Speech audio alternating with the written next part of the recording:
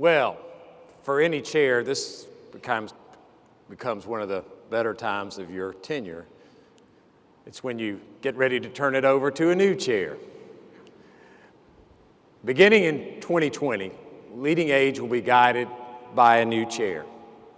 I am pleased to invite Carol Silver Elliott to the stage to be installed as the next chair of LeadingAge. This is my fight song. Take back my life song. Prove I'm alright song. My power's turned. Joining her on stage is Carol's husband, Tom Elliott, who will be inducting her today. Also is Jewish Home Family Board member Peter Martin, Association of Jewish Aging Services CEO Don Schulman, and other members of her team.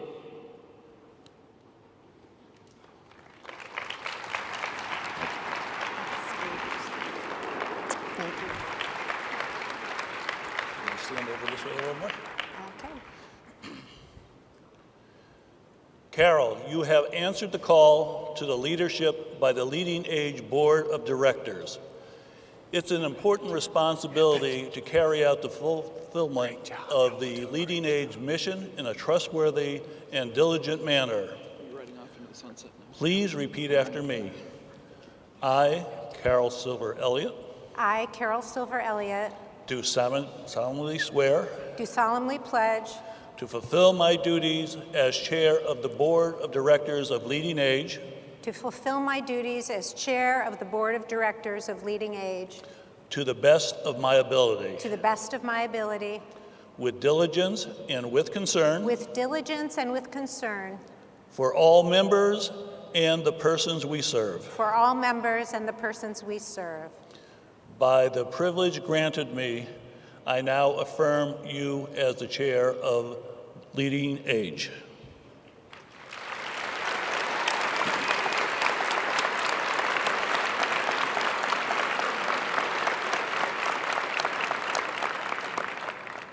Will you, the members of LeadingAge, pledge your support, encouragement, and assistance to the newly installed chair as she provides leadership, direction, and fulfillment of our mission? If yes, please stand and signify your commitment with your applause.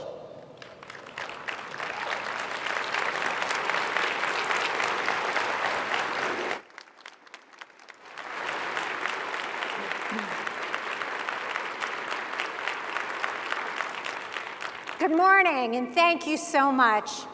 I am honored to serve as the next board chair of LeadingAge and to represent all of you who are dedicated to meeting the needs of older adults 24 hours a day, 365 days a year. As a fellow provider, I understand all too well the challenges and opportunities we encounter.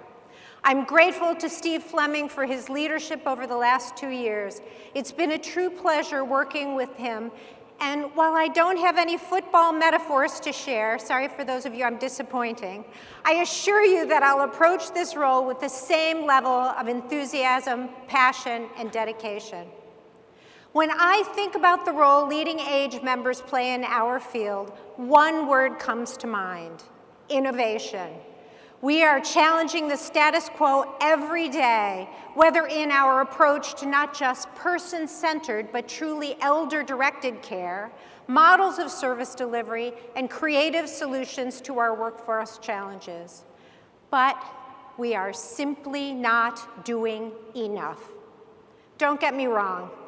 I know that everyone here is working at maximum capacity in increasingly challenging and sometimes hostile environments.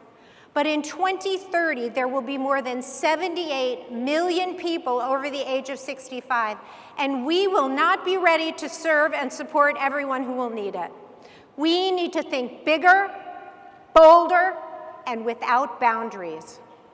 So what can we do now to ensure that we don't fall behind when this demographic shift hits its peak? To begin with, we must shift the country's mindset from thinking about aging as a healthcare issue to realizing it's truly a society issue.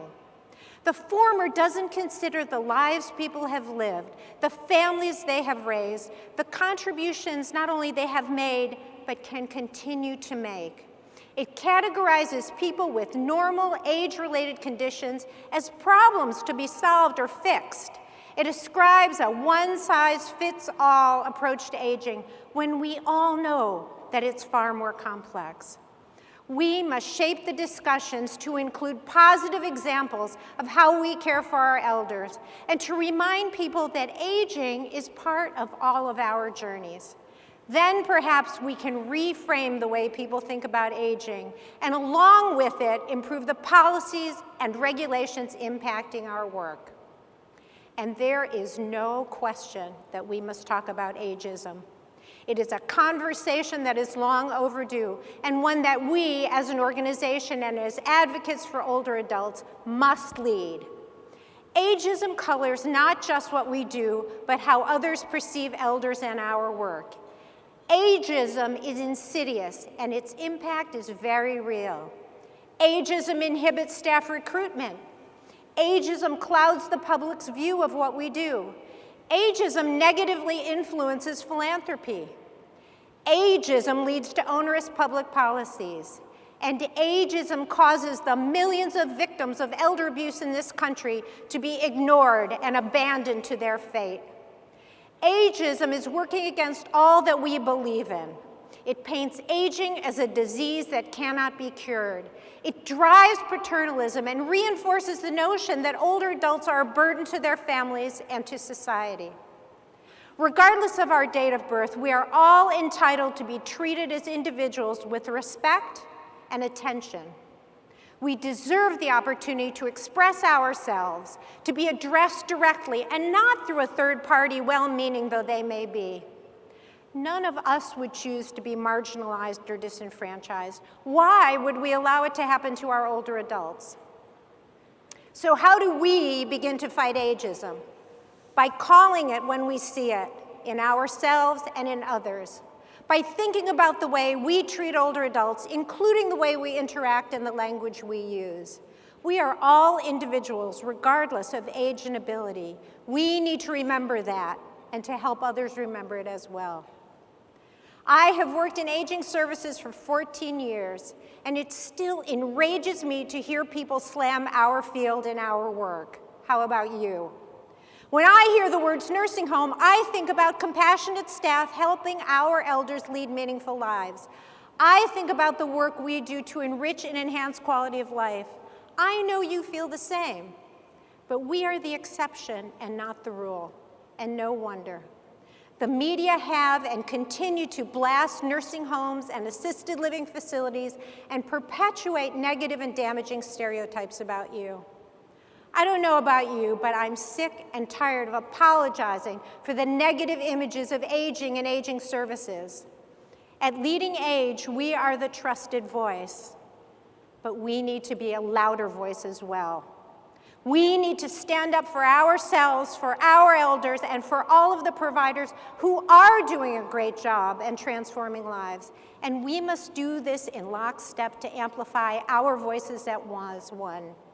We need to get comfortable with being uncomfortable. We need to stop being afraid of change and be bold about our decision and paths forward. We need to be faster and more nimble and to reinvent our organizations to do just that. We need to embrace shifting demographics to see the potential and power in the wisdom of older adults. We need to develop our vision for the future and seize the opportunities that do and will exist. And we need to do this together, now.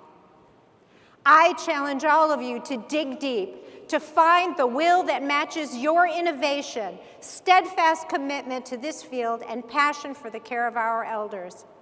As your board chair, I commit to working with my fellow LeadingAge board members, our visionary leader, Katie Smith-Sloan, and all of you to push this agenda and our field forward. Maya Angelou wrote, "Do the best you can until you know better. Then when you know better, do better." We do know better. We will do better. Thank you for this opportunity to serve. Thank you for joining me on this journey.